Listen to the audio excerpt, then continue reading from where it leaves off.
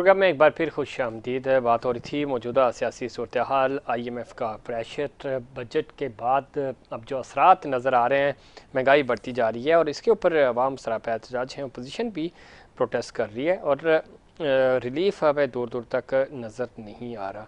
और जब हम सिंध की बात करें तो सिंध में वज़ीर आला सिंध के मज़ीद मावन खुसूसी और मशीर तैनात किए गए हैं और वजह ये बनी कि कुछ नए चेहरे इंट्रोड्यूस करवाए गए हैं। बिलावल भुट्टो ज़रदारी साहब ने स्पेशली हिदायत की थी कि वो लोग जो परफॉर्म नहीं कर पा रहे हैं उनको उनके कलमदान चेंज किए जाएं। तो इस तरह की कुछ सूरत हाल है और ख़ास तौर पे जो मामला है मखसूस नशिस्तों का, उसके ऊपर भी समात हो रही है। क्या फ़ैसला आएगा और अगर फ़ैसला ये रिवर्स हो जाता है, सीटें जो हैं वो, तो अवान जो है वो सादा अक्सरियत खो देगा। इसके ऊपर इसके सियासी असरात क्या पड़ेंगे और ज़ाहिर फुल बेंच समात कर रहा है और ये फ़ैसला वैसे भी फ़ैसला जो भी आए वो बड़ा मुश्किल भी होगा और ज़ाहिर जहाँ अदलिया का इमेज है वहाँ पे पार्लियामेंट और फिर इलेक्शन कमीशन ने ये जो फ़ैसला किया था वो भी, तो अब आइन और कानून क्या कहता है इसके ऊपर ज़रा बहस हो रही है और फिर फैसला भी आएगा। मज़ीद इस पर बात करेंगे। मैं ज्वाइन किया जनाब ज़ुल्फ़िकार अली बदर साहब ने, सीनियर रहनुमा हैं पाकिस्तान पीपल्स पार्टी के। ज़ुल्फ़िकार अली बदर साहब खुशामदीद कहते हैं आपको शो में। बिस्मिल्लाहिर्रहमानिर्रहीम। बहुत शुक्रिया ज़फ़ीर साहब, आपने अपने प्रोग्राम में बुलाया। किस तरह देखते हैं? सबसे पहले तो हम बात करते हैं बढ़ती हुई महंगाई की। महंगाई कंट्रोल, ज़रा बजट तो हो गया, जैसे भी था मैनेज कर लिया गया। बजट के बाद जो असरात हैं वो बड़े तबाहकुन हैं। हुकूमत के आप इत्तेहादी तो नहीं है, लेकिन ज़ाहिर है बजट पास करने में आपने सपोर्ट ज़रूर किया उनको। अदाद शुमार बज़ाहिर ये बता रहे हैं कि बहुत अच्छा है, सब कुछ बेहतर हो रहा है, हमारे पास बाहर से बिज़नेस भी आ रहा है, इन्वेस्टमेंट आ रही है। ग्राउंड रियलिटीज़ ये हैं कि अभी पेट्रोलियम मसनूआत में भी इजाफा हो रहा है, चीज़ें दस्तरस से बाहर निकल रही हैं, आम आवाम परेशान है जिन्होंने आप लोगों को वोट दे के भेजा है असम्बलियों में। तो क्या कोई इमीडिएट रिलीफ, चूँकि हुकूमत से गिले शिकवे तो आपके पहले ही थे और बड़ी मजबूरी में आपने हुकूमत को सपोर्ट किया, लेकिन हुकूमत कुछ एतमाद दिला पा रही है अपने इत्तेहादियों को भी और आपको भी?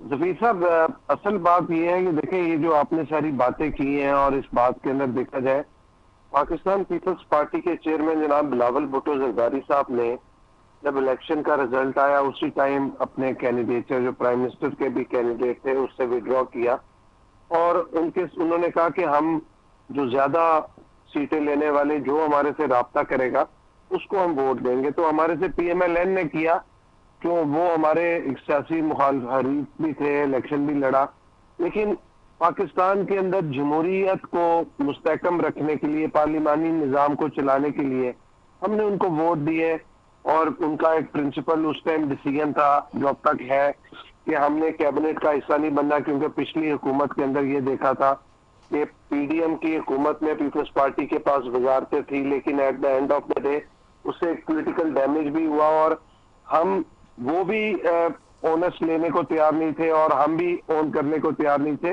लेकिन पॉलिटिकल डैमेज सब लोगों को हुआ जो जो कैबिनेट के अंदर बैठा हुआ था। पीपल्स पार्टी को भी उसका नुकसान हुआ।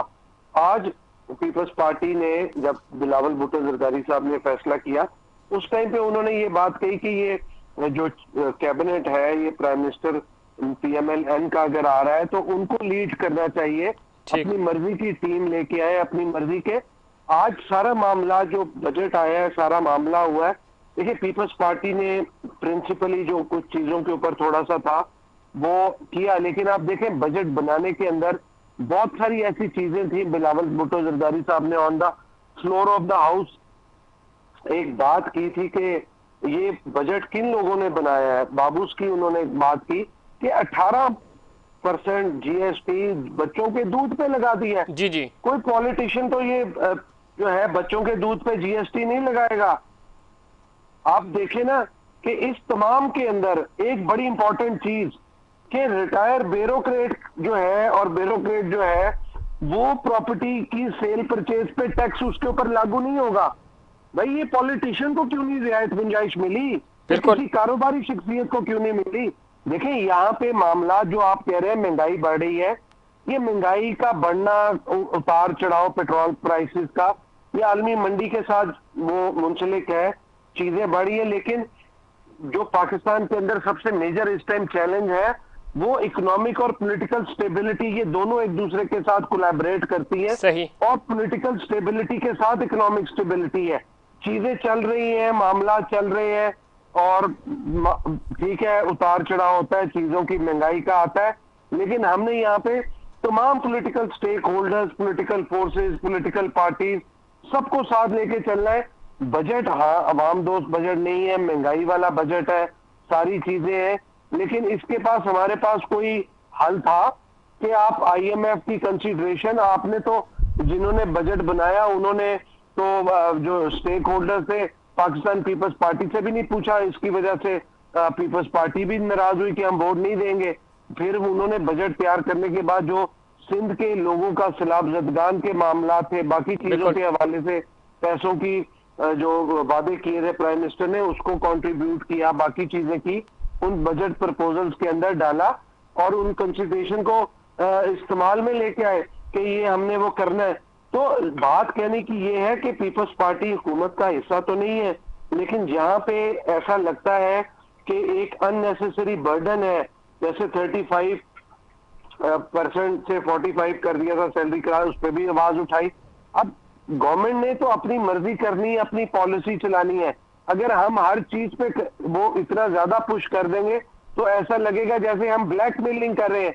हम ब्लैकमेल बिल्कुल नहीं कर रहे हैं। हम तो जो जायज मुतालबात हैं, जो जायज चीजें हैं, जहां पे मामलात हैं, वहां पे आवाज उठाएंगे और उठाते रहेंगे।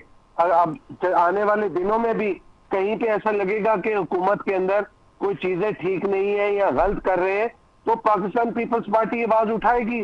बिलावल भुट्टो जरदारी साहब तो on the floor of the house भी कह चुके हैं कि ये चीजें होनी है। उन्होंने तो लास्ट हुकूमत के अंदर भी जो आइन शिकनी की थी पीटीआई के deputy speaker president of Pakistan ने, तो उन्होंने प्राइम मिनिस्टर ऑफ पाकिस्तान को उस टाइम भी शहबाज शरीफ साहब को कहा था कि आप आर्टिकल 5 के तहत मुकदमा दर्ज कराएं, क्यों नहीं कराते। तो बात कहने के लिए तो हमने तो कहना है, हमने तो आवाज उठानी है, करना तो गवर्नमेंट ने है, लेकिन हम हर इस चीज के ऊपर ऐसा तो नहीं कर सकते कि हुकूमत को गिरा दें और इस मुल्क में पार्लिमानी निजाम और जो जमहूरी निजाम है उसको ही बिल्कुल सैबोटाज कर दे। इसमें कोई शक नहीं जुल्फिकार बदर साहब, जी जी बिल्कुल ठीक कह रहे हैं, लेकिन एक चीज़ बड़ी इंपॉर्टेंट है, निज़ाम कोई सा भी हो, हमें तो जमहूरियत के लिए ज़रा कुर्बानियाँ दी हैं, इतनी जद्दोजहद की है, सिस्टम का सही होना ज़्यादा ज़रूरी है।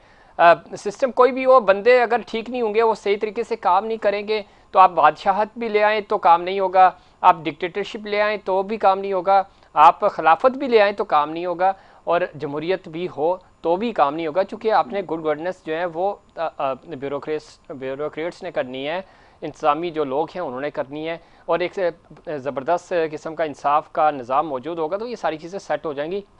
हमने देखा जहाँ जमहूरियत है वहाँ तरक्की हो रही है, जहाँ कानून की बालादस्ती है तो सऊदी आपके सामने है, वो भी डेवलप हो रहा है। छोड़ें, अभी अफ़गानिस्तान में क्या हो रहा है, अफ़गानिस्तान हमारे बाद और अभी उनके हालात ठीक हुए थे, एक इतनी बड़ी लंबी जंग से वो निकला है, तो वहाँ पे ज़बरदस्त चीज़ें बेहतरी की तरफ जा रही हैं, इकॉनमी बेहतर हो गई है, बिज़नेस हो रहा है, ट्रेड हो रही है, वो ईरान के साथ उनके ताल्लुकात बड़े अच्छे हो गए, पूरे इस मशरिक़ वस्ता के साथ वो चल रहे हैं, भारत के साथ वो इंगेज हो गए। तो रीज़न ये है कि अगर आप अपने पाँव पे खड़े होने की कोशिश, उनके पास तो वर्ल्ड बैंक भी नहीं है, उनके तो अकाउंट सीज हैं, तो हम अगर स्टैंड नहीं लेंगे, अपनी इकॉनमी के ऊपर ट्रस्ट नहीं करेंगे, अपने लोगों के ऊपर ट्रस्ट नहीं करेंगे, अपने इदारों पे ट्रस्ट नहीं करेंगे, तो हम जितने मर्जी वर्ल्ड प्रोग्राम्स ले लें वो तो हमारे खैर खार नहीं हो सकते। तो आप नहीं समझते कि पॉलिटिकली भी यहाँ, जिस तरह आपने शुरू में कहा कि अगर कोई पॉलिटिकल इस वक्त वज़ीर होता, वज़ीर ख़जाना, तो शायद चीज़ें बेहतर होती। अभी भी ज़रा IMF का ही बंदा है जो ये सब कुछ कर रहा है, वो उन्हीं के लिए कर रहा है, क्योंकि बजट आपने उनको मीट करना है। ये तो प्राइम मिनिस्टर खुद मान चुके हैं कि ये बजट ही हमने उनकी मर्जी से बनाया, बदकिस्मती से। तो अगर ये सब कुछ होगा तो ये प्रोडक्शन तो नहीं हो सकेगी, डेवलपमेंट तो नहीं हो सकेगी, आप उनके चंगल से तो बाहर नहीं आ सकेंगे। देखिए, ये मुल्क उतनी देर तरक्की नहीं करेगा जब तक इस मुल्क में इंसाफ नहीं होगा, और इंसाफ सबके लिए यकसा और बराबर नहीं होगा। बिल्कुल, यहाँ पे इक्वल अपॉर्चुनिटी होनी चाहिए, और आधे से ज्यादा जो, बल्कि 90% of the cases in the courts, ये सिर्फ इस वजह से बन के कोर्ट्स में जाते हैं क्योंकि पुलिस और जो रेवेन्यू के मामलात हैं, जो गवर्नमेंट के मामलात हैं, कि ब्यूरोक्रेट्स और पुलिस अगर लोगों को इंसाफ मुहैया करे तो लोग कोर्ट तक जाए ही ना, तो इसकी वजह से जाते हैं।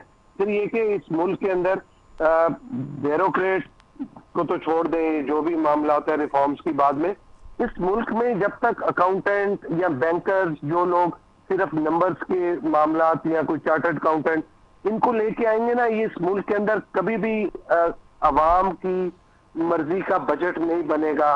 ये सिर्फ इसलिए बनेगा कि ब्यूरोक्रेट्स अपने फायदे के लिए, अपने उसके लिए सोचे। यहाँ पे आपको पॉलिटिकल इकोनॉमिस्ट चाहिए जो अवाम की पल्स को जानता हो, अवाम के दुख दर्द को समझता हो, कि वो इस मुल्क में रेवेन्यू भी इकट्ठा कर सके, स्टेक होल्डर्स को ऑन बोर्ड कर सके, और आईएमएफ और दीगर इंटरनेशनल डोनर एजेंसीज उनकी भी कंसिडरेशन को ज़हन में रखे, और पाकिस्तान के अंदर से टैक्स नेट को बढ़ा के पैसों की कलेक्शन कर सके। और यहाँ पे जो लीकेजेस हैं, जो सिस्टम के अंदर हैं, जो यहाँ कंट्रोल्स नहीं प्रॉपरली आ रहे, उनके ऊपर जो है एक चेक एंड बैलेंस क्रिएट कर सके। उसके लिए कि एक पॉलिटिकल इकोनॉमिस्ट का होना जरूरी है। अदरवाइज ये चीजें तो इस सिस्टम को चलाने के लिए कोई भी अपना प्रॉक्सी नुमाइंदा दे देगा, क्योंकि उनको पता है पॉलिटिकल पार्टीज के अंदर ऐसा कोई बंदा मौजूद नहीं है, या पॉलिटिकल पार्टीज में कोई मौजूद भी हो तो वो क्योंकि डिक्टेशन नहीं लेगा, तो फिर इस निजाम को चलाने के लिए जरूरी है। असल मुद्दा ये है कि ये जो आपने शुरू में बात की है कि इस मुल्क के अंदर हमें ये जो सॉवरेनिटी, हमें अपने आप को खड़ा करना है। पाकिस्तान पीपल्स पार्टी के उस टाइम पे 2013 में आसिफ अली जरदारी साहब ही प्रेसिडेंट थे, और उस टाइम पे उन्होंने 3 एक ऐसे एग्रीमेंट किए जो कि पाकिस्तान के लिए एज ए नेशनल जो सॉवरेनिटी के लिए बड़ा काम करते थे। एक सी पैक का मुआहिदा था, बड़ा इंपॉर्टेंट था, जो बीच में चला फिर रुक गया, फिर चला फिर रुक गया, उसको चलते रहना चाहिए था क्योंकि ये नेशनल इंटरेस्ट का था। फिर तापी गैस पाइपलाइन का था, फिर ईरान गैस पाइपलाइन का था। इसमें कोई शक नहीं जुल्फिकार बदर साहब। अब मैं आपको थोड़ा सा इसके अंदर ब्रीफ करूं प्लीज। अगर 2013 के बाद ये तापी गैस पाइपलाइन और ईरान गैस पाइपलाइन के मुआहिदे चल पड़े होते, वहां से गैस आ रही होती, आज मुल्क के अंदर सस्ती गैस होनी थी। उस सस्ती गैस ने हाउस होल्ड में भी जाना था, इंडस्ट्री में भी जाना था।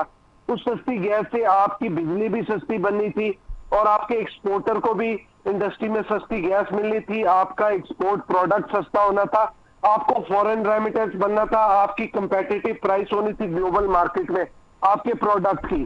तो आज जो प्रॉब्लम्स आप और हम फेस कर रहे हैं, हमें ये मामला 2013 में इस पॉलिसी को फॉलो करना चाहिए था, जो कि आज 2024 में भी आके हम डिसीजन नहीं कर पा रहे कि हमने ईरान गैस पाइपलाइन को चलाना है या नहीं चलाना है, अपने मुल्क में लेके आना है या तापी गैस पाइपलाइन को। क्योंकि अगर हम ये पाइपलाइन लगवा लेते हैं तो असल में आपको राहदारी से पैसे आ जाने थे, आपको तो अपनी जेब से कुछ भी नहीं देना पड़ना था। तुर्कमानिस्तान से इंडिया जाना था, इंडिया ने पाकिस्तान को, अफगानिस्तान को और तुर्कमानिस्तान को पैसे देने थे। ईरान गैस पाइपलाइन में भी इंडिया जाना था, और इंडिया ने पाकिस्तान को और ईरान को पैसे देने थे जो पाकिस्तान के हिस्से का पैसा था। तो आपके लिए तो विन विन सिचुएशन थी। तो मैं यही सवाल करता हूं कि आज भी अगर हम इस तरह के नेशनल सॉवरेनिटी के, अपने इंटरेस्ट के मामलात के लिए हमने पाकिस्तान के लिए हमने स्टैंड ना लिया, तो फिर तो हम इधर उधर ढूंढेंगे कि कौन हमें पैसे देता है, कौन पैसे देता है। सर इससे काम भी नहीं चलता ना, पैसे आप पकड़ के फिर इससे उधार लिया, दूसरे से उधार लेकर पहले वाले का उधार चुकाया, तो बात बनती नहीं है इस तरह। लॉन्ग रन जो जिन प्रोजेक्ट्स की आपने जिक्र किया वो चलने चाहिए थे। आपके बाद मुस्लिम लीग नून की हुकूमत आई, उनकी तरजीहात तो और कुछ और थी, वो कतर की तरफ चले गए। तो इस तरह तो मामला नहीं चलते, जिसका नुकसान फिर अल्टीमेटली रियासत को होता है, पाकिस्तान को होता है। इस तरफ आते हैं, मखसूस नशिस्तों का केस इस वक्त सुप्रीम कोर्ट में है।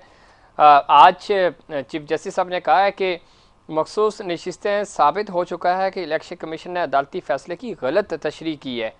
तो ये जुल्फिकार बदर साहब, आप किस तरह देखते हैं इस पूरे मामले को? ये बड़ी दिलचस्प सूरत हाल हो गई है। आप फैसला जो भी आए, मामला बहुत ज़्यादा कंट्रोवर्शियल हो चुके हैं। देखिए, मैटर सब जुडिस है सुप्रीम कोर्ट में, और मैं नहीं समझता इस पे मुझे कोई अपने जाती एनालिसिस या इसके ऊपर अपना डिटेल पॉइंट ऑफ व्यू देना चाहिए। बस वो हो सकता है मेरा पॉइंट ऑफ व्यू कोर्ट के पॉइंट ऑफ व्यू से फर्क हो, ठीक। या मैं कोई ऐसी बात करूं तो वो फिर मुनासिब नहीं लगेगा, कि जैसे ऐसा लगेगा जैसे मैं कोर्ट के फैसले की जो है ना वो पासदारी नहीं कर रहा। कोर्ट जो भी फैसला डिसाइड करेगा हम उसको जो है हमारे लिए काबिल एहतराम है जो भी फैसला है कोर्ट का। बिल्कुल ठीक है, लेकिन जो कोर्ट कह चुका है, मैं सिर्फ उस पर आपका पॉइंट ऑफ व्यू चाह रहा था देखिए कि ये कमेंट्स होते हैं कोर्ट्स के अंदर, जजेस कमेंट्स जी करते जी, हैं और चीजें, ये जब तक फैसला नहीं ना आ जाता उतनी हम देर कुछ मैं नहीं नहीं बात कर समझता। सकते इसके ऊपर। बिल्कुल ठीक है। हाँ अच्छा, दूसरा सिंध की आखिरी सवाल है मेरा। सिंध काबीना में रद्दोबदल हुआ है, कुछ नए मावनीन ने खुसूसी शामिल किए गए, 6 तर्जमान भी मुकर्रर किए गए। बिलावल भुट्टो जरदारी साहब ने सीएम को स्पेशल हिदायत जारी की कि वो लोग जो कारकर्दगी नहीं दिखा पा रहे, और ख़ासतौर पे कुछ नए चेहरों को भी मौका मिलना चाहिए। 100 डेज जस्ट कंप्लीट हुए हैं, और एक फोकस रखा हुआ था पाकिस्तान पीपल्स पार्टी ने, ख़ासतौर पे चेयरमैन पीपीपी बिलावल भुट्टो जरदारी साहब ने। इस मूव को कैसे देखते हैं कि ठीक है, कुछ नए चेहरे भी मुतारिफ हुए हैं, मोमेंटम गेन करने की कोशिश की जा रही है ताकि तरक्की हो सके, नए लोगों को भी मौका मिल सके? देखिए बिलावल भुट्टो जरदारी साहब एक visionary, energetic, young, educated leader है, और उन्होंने प्रॉपर चेक रखा हुआ है वहाँ पे लोगों की जो कैबिनेट मेंबर्स की परफॉर्मेंस के ऊपर, और चीफ मिनिस्टर साहब से ऑन एंड ऑफ मुशावरत भी करते हैं, पूछते भी हैं ताकि उनको अपडेट किया जा सके लोग जो कैबिनेट मेंबर्स की परफॉर्मेंस पे। उनका बड़ा अच्छा इकदाम है जो जो लोग उन्होंने बीच में as a special assistant to chief minister लगाए हैं, वो लोग डिजर्व करते थे, पार्टी के पुराने लोग हैं, तजर्बा रखते हैं, लोगों के काम करेंगे। बिकॉज अभी तो वहाँ पे लोगों के काम जो है वो करने जरूरी है, तो ऐसे लोगों को जो पार्टी के वर्करों के साथ डायरेक्ट राब्ते में, ये तो बड़ा अच्छा इकदाम किया। और स्पोक्स पर्सन चीफ मिनिस्टर ने लगाए हैं कि सिंध गवर्नमेंट के बिहाफ के ऊपर ये जो भी कारकर्दगी है, जो भी मामला हैं, जवाब देने हैं, तो वो जरूरी था। तो मैं समझता हूँ ये अच्छा इकदाम है और नए लोगों को भी मौका देना चाहिए। और मैं समझता हूँ कि पुराने लोगों को और नए लोगों का साथ कॉम्बो करके नए लोग जब आए उनको as a you know as a junior या असिस्टेंट मिनिस्टर लगा के उनको पहले कुछ 6 महीने साल बताया जाए कि ये इस तरह है, फिर उसके बाद उनको फुल फ्लेज मिनिस्टर बनाया जाए और उसके बाद मौका दिया जाए ताकि वो चीजों एक को एक पॉलिटिकल वर्कर्स की को ग्रूमिंग भी होती है और एक अच्छा इनिशिएटिव है। बहुत यस शुक्रिया जुल्फ़िकार अली भट्ट साहब प्रोग्राम में वक्त देने के लिए। नाज़रीन, वक्त हुआ कमर्शियल ब्रेक का, ब्रेक से वापस आएंगे तो बात करेंगे IMF के हवाले से भी, और मौजूदा जो आइनी सियासी और माशी बहरान है उसके ऊपर हुकूमती पॉइंट ऑफ व्यू भी शामिल करेंगे, लेकिन उससे पहले कमर्शियल ब्रेक।